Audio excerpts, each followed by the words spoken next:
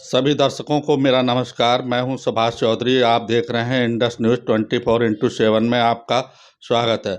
आज मैं फिर हाजिर हूं रोजाना की तरह देश और दुनिया की खबरों की जानकारी देने के लिए। इस वक्त मैं देख रहा हूं मेरे साथी रिपोर्टर आसिफ अंसारी जी, जो अभी फील्ड से आ रहे हैं और जो देश और दुनिया की हर खबर पर अपनी पैनी नज़र रखते हैं।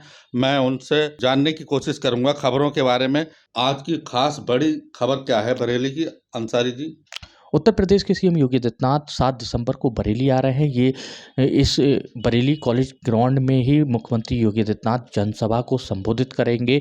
इसको लेकर अब अंतिम रूप दिया जा रहा है। पूरे शहर की जो व्यवस्था है उनको दुरुस्त किया जा रहा है। साथ ही जिन सड़कों पर गड्ढे हैं उनको भी भरने का काम किया जा रहा है। फिलहाल इसको लेकर डीएम, आईजी, एडीजी और एसएसपी लगातार दौरे कर रहे हैं। साथ ही जो यहाँ पर सुरक्षा की व्यवस्था की बात की जाए तो यहाँ पे चाक चौबंद व्यवस्था की जा रही है। और जो पंडाल लग रहा है वो कितने एरिया में लग रहा है? किस तरीके का पंडाल की व्यवस्था की गई है? वो वाटरप्रूफ पंडाल है। बारिश अगर हो भी जाती है तो पंडाल के जो नीचे जो पब्लिक होगी जनसभा के अंदर, तो वो भीगे ना, इसको लेकर खास एहतियात किया जा रहा है। तमाम चीज़ें हैं, कई कैमरे लगाए जा रहे हैं और पार्किंग की भी व्यवस्था की जा रही है और बाहर के ज़िले से भी फोर्स मंगाया जा रहा है भाई। और बड़ी खबर क्या है आसिफ जी? पीलीभीत के अमरिया में एक 10 साल की बच्ची को देर रात अपहरण करके उसकी हत्या की वारदात सामने आई है। इस मामले में परिवार के लोगों का रो रो कर बुरा हाल है। फिलहाल ये इस बच्ची की हत्या क्यों की गई है, किसने की है, अभी पुलिस कई पहलुओं पर मामले की जांच कर रही है। लेकिन बताया ये जा रहा है कि जो बच्ची अपने परिवार के सदस्यों के साथ मेले के अंदर दुकान पर बैठी थी, अचानक वो दुकान से ही गायब हो जाती है और उसका शव सुबह में बरामद होता है। इसको लेकर जब उसका शव मिला तो परिवार में कोहराम मच गया है। हर इंसान अपने बच्चों को लेकर खास परेशान है। उन्होंने कहा है कि आज इस बच्ची के साथ ऐसी वारदात सामने आई है तो कहीं उनके बच्चों के साथ ऐसी घटना ना हो। इसको लेकर सभी लोग, जो परिवार के लोग सदस्य हैं, वो डरे हुए दिखाई दे रहे हैं। फिलहाल इसको लेकर एसएसपी ने कहा है जल्द ही घटना का खुलासा किया जाएगा। और आगे की बड़ी खबर क्या है आपके पास? थाना अमरिया क्षेत्र की माधवपुर गांव है। वहाँ पे एक 10 साल की बच्ची की बॉडी यहाँ पे गेहूं के खेत में मिली है और हम लोग यहाँ मौके पर पहुँचे हैं। सभी लोगों से पूछताछ कर रहे हैं। फॉरेंसिक और फील्ड यूनिट भी यहाँ आ गई है। बॉडी को पोस्टमार्टम के लिए भेज दिया गया है।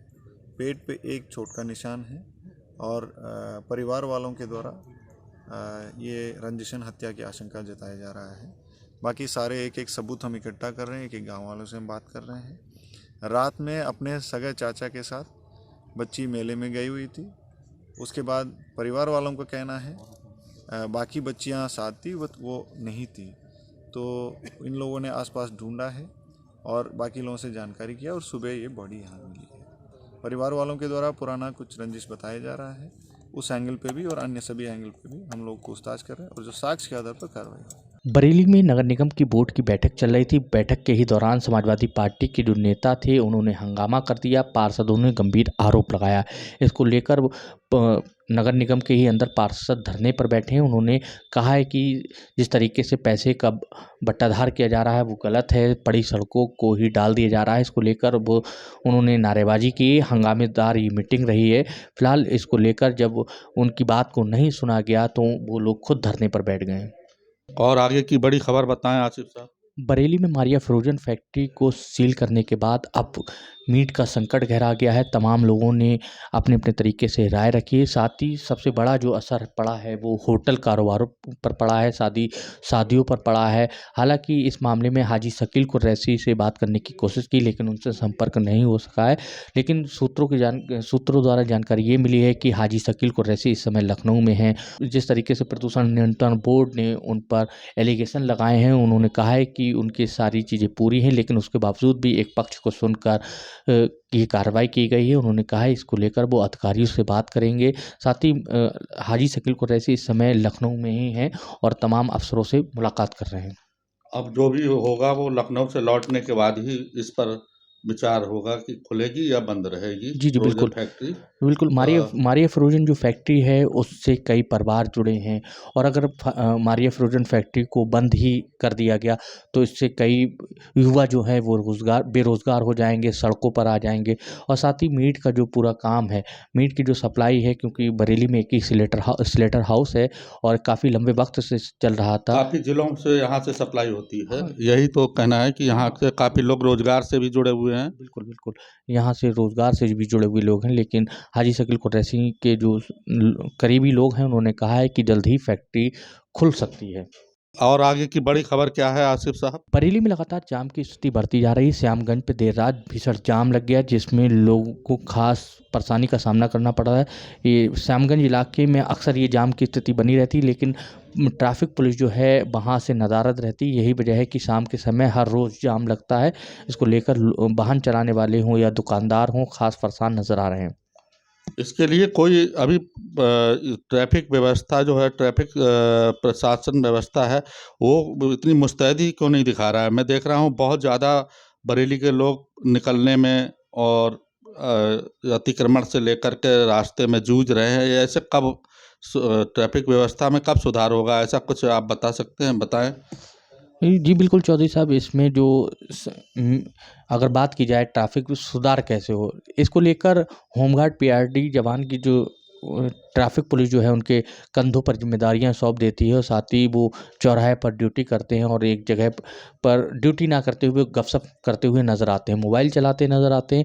लेकिन सबसे बड़ी बात यह है कि अवैध स्टैंड शहर में कोई ऐसे वैकल्पिक गाड़ियों खड़ी करने की कोई जगह नहीं जिससे 4 व्हीलर खड़ी की जा सकें, ऑटो खड़े किए जा सकें।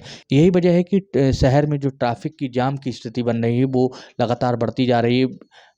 गलत तरीके देखा जा रहा है रोजाना बच्चे स्कूल जा रहे हैं, उनको भी बहुत दिक्कतें हो रही हैं। ऑफिस जा रहे हैं, उनको भी दिक्कत हो रही है। लोग सामान लेने निकल रहे हैं, उनको भी दिक्कत हो रही है। और इसमें शादी विवाह का सीजन चल रहा है और जहाँ तक एम्बुलेंस को भी बड़ी फंस जाती हैं वो उन्हें निकालने में। तो ये कब ऐसा सुधार होगा जो लोगों को राहत महसूस हो आने जाने में?